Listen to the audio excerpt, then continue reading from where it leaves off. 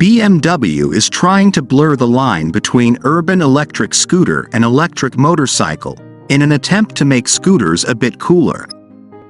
The new BMW CE 02, according to the Bavarians, is neither a scooter nor a motorcycle. Instead, BMW calls it, and I'm not joking, an eParkour.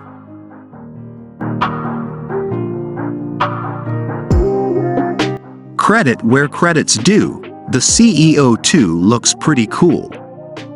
It looks like it was plucked out of car casting for Blade Runner 2049 and nails the urban futuristic aesthetic. And, in defense of BMW's marketing, it does look more like a motorcycle than a traditional scooter. However, under its dystopian looks, the BMW CE 02 is an electric scooter. It only has a maximum of 15 horsepower and 41 pound-feet of torque from its single, air-cooled electric motor. Two 1.96 kilowatt-hours 48-volt batteries supply the motor with juice which, according to World Motorcycle Test Cycle, WMTC, gives it 56 miles of range and a top speed of 59 miles per hour. It's able to achieve that sort of range, despite having tiny batteries, thanks to its relatively low 291-pound curb weight.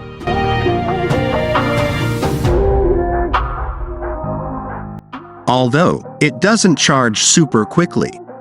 With a standard charge speed of 0.9 kilowatts, it takes 330 minutes to go from 0 to 100% state of charge, SOC, and 170 minutes to go from 20 to 80%. However, there's an optional Highline package that bumps charging speed to 1.5 kilowatts, hastening its charging times to 290 minutes and 140 minutes, respectively.